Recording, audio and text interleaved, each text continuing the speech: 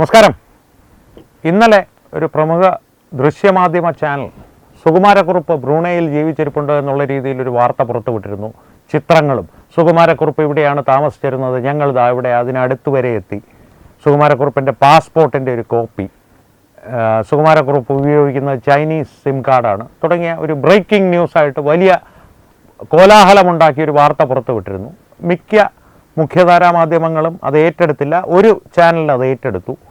സാമൂഹ്യ മാധ്യമങ്ങളിൽ ഈ വാർത്തയ്ക്ക് വലിയ പ്രചാരം ലഭിച്ചു. അപ്പോഴും തത്വമയി ന്യൂസ് ഒരു മാധ്യമധർമ്മം എന്നുള്ളതുണ്ടല്ലോ, അതിനെ സംബന്ധിച്ച് ആ ന്യൂസ് ഇങ്ങനെയുള്ള വാർത്തകൾ പുറത്തു വരുന്നു എന്നുള്ള വാർത്ത അവതരിപ്പിച്ചതിന് ശേഷം വിശദമായൊരു വിശകലനം പ്രേക്ഷകരുടെ മുമ്പിൽ അവതരിപ്പിച്ചിരുന്നു. അതിൽ ഞാൻ വളരെ വ്യക്തമായി പറഞ്ഞിരുന്നു, ഈ ബ്രൂണൈ പോലുള്ളൊരു രാജ്യത്ത് അത്ര എളുപ്പമല്ല സുകുമാരക്കുറുപ്പിന് പോയി താമസിക്കുവാൻ.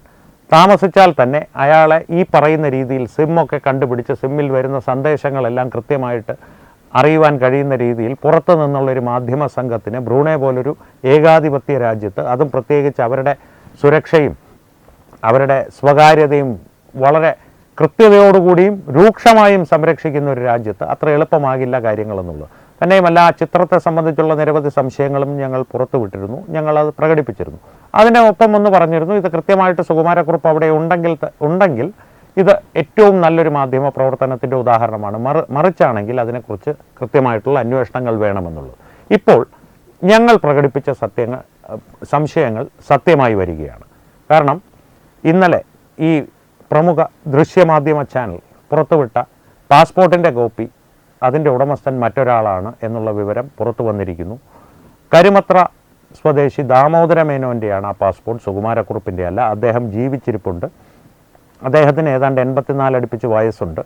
അദ്ദേഹത്തിൻ്റെ പുതിയ ദൃശ്യങ്ങളും ആ പാസ്പോർട്ടിൻ്റെ ഒരു കോപ്പി പുറത്തു വന്നിട്ടുണ്ട്. അതിലും ചില്ലറ സംശയങ്ങളുണ്ട്, എന്നാലും അതൊന്ന് പ്രേക്ഷകർക്ക് വേണ്ടിയിട്ട് കാണിക്കാം. പക്ഷേ അദ്ദേഹത്തിൻ്റെ ഒരു ഏറ്റവും പുതിയ ചിത്രവും പ്രേക്ഷകരോടൊപ്പം പങ്കുവയ്ക്കുകയാണ്. അദ്ദേഹത്തിൻ്റെ കുടുംബാംഗങ്ങൾ, പ്രത്യേകിച്ച് അദ്ദേഹത്തിൻ്റെ അനിയൻ ഉൾപ്പെടെയുള്ളവർ, ഇത് അദ്ദേഹത്തിൻ്റെ ചിത്രവും പാസ്പോർട്ട് കോപ്പി അദ്ദേഹത്തിൻ്റെ പാസ്പോർട്ടിൻ്റെ കോപ്പിയാണെന്നുള്ളതും സ്ഥിരീകരിച്ചിട്ടുണ്ട്. തന്നെയുമല്ല, ഇന്നലെ ആ ചാനൽ പുറത്തുവിട്ട ചിത്രം, ഒരു കാറിന് പിന്നിൽ നിൽക്കുന്ന സുകുമാരക്കുറുപ്പ് എന്നുള്ള രീതിയിൽ പുറത്തുവിട്ട ചിത്രം വ്യാജമാണ് എന്നുള്ളത് പോലീസ് സ്ഥിരീകരിച്ചിട്ടുണ്ട്, സുകുമാരക്കുറുപ്പിൻ്റെ അല്ല എന്നുള്ള രീതിയിൽ. ഇത് സംബന്ധിച്ച് പ്രേക്ഷകരോട് പറയാനുള്ളത്, ഇന്നലെ തന്നെ ആ ഒരു വിശകലനത്തിൽ വളരെ വ്യക്തമായി ഞാൻ പറഞ്ഞിരുന്നു, മോൺസൺ മാവുങ്കലിൻ്റെ ഒരു ചെമ്പോല, ശബരിമലയുടെ അധികാരത്തിനെയും അവകാശത്തിനെയും സംബന്ധിച്ചുള്ള ഒരു ചെമ്പോല നിമിഷങ്ങൾ കൊണ്ട് വ്യാജമായി സൃഷ്ടിച്ച് ശബരിമല യുവതീ പ്രവേശന വിവാദം ആളിക്കത്തിക്കൊണ്ടിരിക്കുന്നതിൻ്റെ ഇടയിൽ സ്വന്തം TRP കൂട്ടുവാനോ അതോ ഏതെങ്കിലും സർക്കാർ വിഭാഗങ്ങളെ അല്ലെങ്കിൽ ഇടതുപക്ഷ സർക്കാരിനെ സഹായിക്കുവാനോ എന്തുദ്ദേശത്തോടു കൂടിയാണെങ്കിലും ദുരുദ്ദേശത്തോടു കൂടി അവതരിപ്പിച്ചൊരു ചരിത്രം ഈ ചാനലിനുണ്ട്. അതുകൊണ്ട് തന്നെ അവരെ പൂർണ്ണമായും വിശ്വാസത്തിലെടുക്കുവാൻ സാധിക്കില്ല. ആ ഒരു സംശയം, ആ ഒരു ആശങ്ക സ്ഥിരീകരിക്കുന്ന തരത്തിലേക്കാണ് ഇപ്പോൾ കാര്യങ്ങൾ പോകുന്നത്. ബ്രേക്കിംഗ് ന്യൂസ്, TRP വർദ്ധിപ്പിക്കൽ, മറ്റ് ചാനലുകളെ കടത്തിവെട്ടൽ, ഇതിനൊക്കെ അപ്പുറത്തേക്ക് എന്തെങ്കിലും ദുരുദ്ദേശം ഈ ചാനലിനുണ്ടോ എന്നുള്ളത് കൃത്യമായി പരിശോധിക്കേണ്ട ഒരു അവസ്ഥയിലേക്ക് കാര്യങ്ങൾ പോവുകയാണ്. ഇനി തീരുമാനങ്ങൾ എടുക്കേണ്ടത് ആഭ്യന്തരമന്ത്രി രമേശ് ചെന്നിത്തലയാണ്. കാരണം ഏതാണ്ടൊരു ഉച്ചയ്ക്ക് തൊട്ട് മുൻപ് മുതൽ ഇതൊരു ബ്രേക്കിംഗ് ന്യൂസായി അവതരിപ്പിച്ച് വലിയ കോലാഹലങ്ങൾ ഉണ്ടാക്കി, നിയമ സംവിധാനങ്ങൾക്ക് മേൽ വലിയ സമ്മർദ്ദം ചെലുത്തി, ഉച്ചതിരിഞ്ഞ് കേരളത്തിൻ്റെ ആഭ്യന്തരമന്ത്രി നേരിട്ട് ഈ വിഷയത്തിൽ അന്വേഷിക്കുവാനുള്ള ഉത്തരവ് പോലീസിന് നൽകുന്നൊരു സാഹചര്യത്തിലേക്ക് കാര്യങ്ങൾ അവർ കൊണ്ടെത്തിച്ചിട്ടുണ്ടെങ്കിൽ, ആ അന്വേഷണത്തിൽ പുറത്തു വരുന്നത് അവർ പുറത്തുവിട്ട രേഖകളും ചിത്രങ്ങളും എല്ലാം വ്യാജമാണ്, അല്ലെങ്കിൽ മറ്റൊരു തരത്തിൽ നിർമ്മിക്കപ്പെട്ടവയാണ്, മറ്റൊരാളുടേതാണ്, പാസ്പോർട്ടിൻ്റെ കോപ്പി മറ്റൊരാളുടേത്, ഈ ചിത്രം എന്നുള്ളത് അതിൽ നിർമ്മിത ബുദ്ധിയുടെ സഹായം തേടിയിട്ടുണ്ട്, അതിന് അല്പസ്വല്പം മാറ്റങ്ങൾ വരുത്തുവാനായിട്ട് എന്നാണ് പോലീസിൻ്റെ ഭാഗത്തു നിന്ന് തന്നെ സ്ഥിരീകരിക്കാത്ത, അതായത് ഓഫ് ദ റെക്കോർഡായി നമ്മളോട് പറയുന്നത്. പക്ഷേ പോലീസ് ഒരു കാര്യം സ്ഥിരീകരിച്ച് നമ്മളോട് പറയുന്നുണ്ട്, ആ ചിത്രം സുകുമാരക്കുറുപ്പിൻ്റേതല്ല. അത് പോലീസ് സംവിധാനങ്ങൾ തന്നെ സ്ഥിരീകരിച്ചിട്ടുണ്ട്. അതിൽ AI തുടങ്ങിയ സംവിധാനങ്ങൾ ഉപയോഗിച്ചിട്ടുണ്ട് എന്നുള്ള കാര്യം ഇനി പതിയെ അന്വേഷണങ്ങൾക്ക് ഒടുവിലോ അല്ലെങ്കിൽ അന്വേഷണങ്ങൾ പുരോഗതി കൈവരിക്കുന്ന ഘട്ടത്തിലോ പോലീസ് പുറത്തുവിടുകയുള്ളൂ ഔദ്യോഗികമായി. പക്ഷേ അനൗദ്യോഗികമായി ഓഫ് ദ റെക്കോർഡായി അവർ പറയുന്നത്, ഇതിൽ നിർമ്മിത ബുദ്ധിയുടെ പ്രയോഗം നടന്നിട്ടുണ്ട് ഈ ചിത്രത്തിൽ, ചിത്രം സുകുമാരക്കുറുപ്പിൻ്റേതല്ല.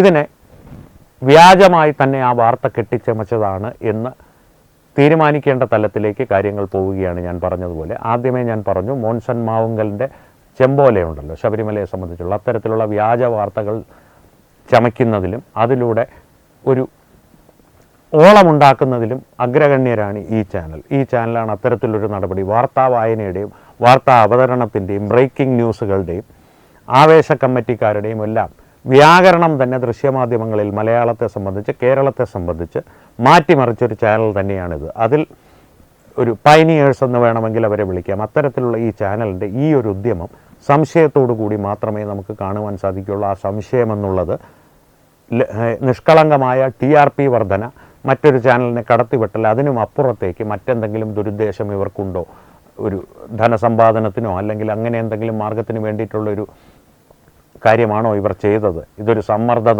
തന്ത്രമാണോ? കാരണം ഈ വാർത്താമാധ്യമങ്ങൾക്ക് ഒരു പരിധിയില്ലാത്ത നിയമപരിരക്ഷയുണ്ട്, അല്ലെങ്കിൽ അങ്ങനെയുണ്ടെന്ന് അവർ ധരിക്കുന്നു. തന്നെയുമല്ല, ഭരണകൂടങ്ങൾ പലപ്പോഴും ഇത്തരത്തിലുള്ള വ്യാജ വാർത്തകൾ ചമച്ചാലും നാളെയും നമ്മുടെ വാർത്തകൾ കൊടുക്കാനും നമ്മെക്കുറിച്ചുള്ള നകാരാത്മകമായ വാർത്തകൾക്ക് വലിയ പ്രാധാന്യം കൊടുക്കാതിരിക്കാനും ഇവരെയൊക്കെ നമുക്ക് ആവശ്യമുണ്ടെന്നുള്ള രീതിയിലുള്ളൊരു സമീപനം ഇത്തരം ചാനലുകളോട് വ്യാജ വാർത്തകളുടെ കാര്യത്തിൽ കൈക്കൊള്ളാറുണ്ട്. ഉദാരപരമായിട്ടുള്ളൊരു സമീപനം, അത്തരത്തിലൊരു സമീപനം ഇക്കാര്യത്തിൽ അവരർഹിക്കുന്നില്ല എന്നുള്ളതാണ് ഒരു മാധ്യമ പ്രവർത്തകൻ എന്നുള്ള നിലയിൽ എനിക്ക് വ്യക്തിപരമായി പറയുവാനുള്ളത്. കാരണം ഈ ഒരു വ്യാജ വാർത്ത കൊണ്ട് ഇന്നലെ ഒരു പകൽ മുഴുവൻ, അല്ലെങ്കിൽ ഒരു പകലിൻ്റെ പകുതി മുഴുവൻ, രാത്രി ഉടനീളം വലിയ കോലാഹലങ്ങളാണ് ഈ ചാനൽ സൃഷ്ടിച്ചത്.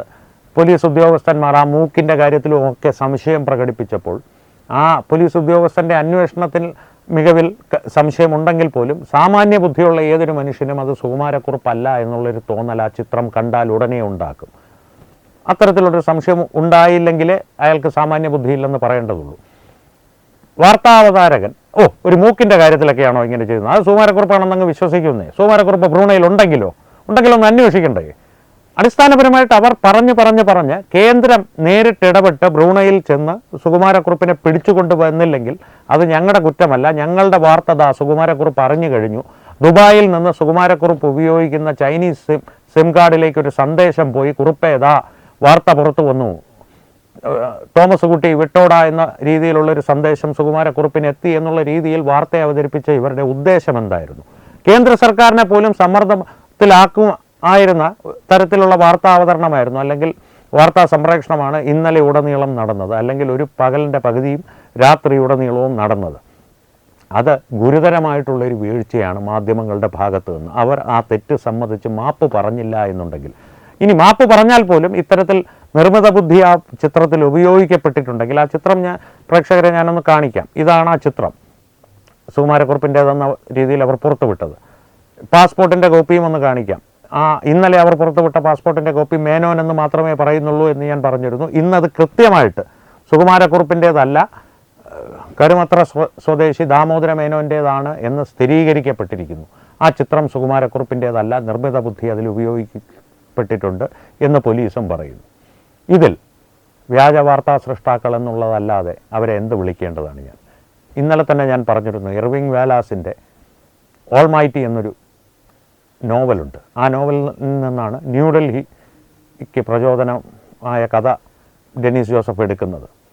വാർത്ത സൃഷ്ടിക്കുന്ന ഒരാളുടെ, ആ വാർത്താ സൃഷ്ടി ഒരു ലഹരിയായി താനൊരു ദൈവമാണ് എന്നുള്ള തരത്തിൽ വാർത്തകൾക്കായി വലിയ വലിയ ദുരന്തങ്ങളും ഈ രാഷ്ട്രീയ നേതാക്കളുടെ വധങ്ങളും തന്നെ ആസൂത്രണം ചെയ്യുന്നൊരു തലത്തിലേക്ക് മാറുന്നൊരു കഥാപാത്രം ഈ വ്യാജ ചെപ്പോല നിർമ്മിച്ച് പ്രേക്ഷകരുടെ മുമ്പിൽ ഒരു മടിയുമില്ലാതെ അവതരിപ്പിച്ച് അതിനെ സംബന്ധിച്ച് യാതൊരു ക്ഷമാപണവും നടത്താതെ ഇന്നും ദൃശ്യമാധ്യമ രംഗത്തെ പ്രമുഖർ എന്ന് സ്വയം നടിച്ചു തുടരുന്ന ഈ ചാനലിൻ്റെ ഇത്തരം നടപടികൾ വ്യാജമായി അവർ മനഃപൂർവ്വം ചെയ്തതാണെങ്കിൽ അതിന് കടിഞ്ഞാണിടേണ്ട സമയം അതിക്രമിച്ചിരിക്കുന്നു. ആ കടിഞ്ഞാണിടേണ്ടത് നിയമ സംവിധാനങ്ങളുടെയും ജനങ്ങളുടെയും മാത്രം ആവശ്യമല്ല, മാധ്യമ ലോകത്തെയും ഒരു ആവശ്യമാണ്. കാരണം ഇത്തരത്തിലുള്ളൊരു വ്യാജ വാർത്താ സൃഷ്ടി ഭാവിയിലേക്കുള്ള വാർത്തകളെ തന്നെ പൂർണ്ണമായും സ്വാധീനിക്കുകയും വാർത്തകളെ പങ്കിലമാക്കുകയും ചെയ്യും, മലീമസമാക്കുകയും ചെയ്യും. അതിന് ഒരു സംശയവും വേണ്ട. അതുകൊണ്ട് തന്നെയാണ് ഇപ്പോൾ ഇത് കൃത്യതയോടുകൂടി തന്നെ പ്രേക്ഷകരുടെ മുമ്പിൽ ഈ വിഷയം അവതരിപ്പിച്ചതും അഭിപ്രായങ്ങൾ പറഞ്ഞതും. ഈ വിഷയത്തെ സംബന്ധിച്ച് പ്രേക്ഷകരുടെ അഭിപ്രായങ്ങൾ തീർച്ചയായും ഞങ്ങളുമായി പങ്കുവയ്ക്കുക. ഒപ്പം വീഡിയോ ലൈക്ക് ചെയ്യുക, പരമാവധി ആളുകളിലേക്ക് വീഡിയോ എത്തുവാനായി ഷെയർ ചെയ്യുക. ഏറ്റവും പ്രധാനപ്പെട്ട കാര്യം, തത്വമയി ന്യൂസിൻ്റെ യൂട്യൂബ് ചാനൽ നിങ്ങൾ ഇതുവരെ സബ്സ്ക്രൈബ് ചെയ്തിട്ടില്ലെങ്കിൽ തീർച്ചയായും സബ്സ്ക്രൈബ് ചെയ്യുക. അപ്പോൾ ഈ വിഷയത്തിലും മറ്റു വിഷയങ്ങളിലും സംവാദങ്ങൾ തുടരട്ടെ. വീണ്ടും കാണാം. നന്ദി, നമസ്കാരം.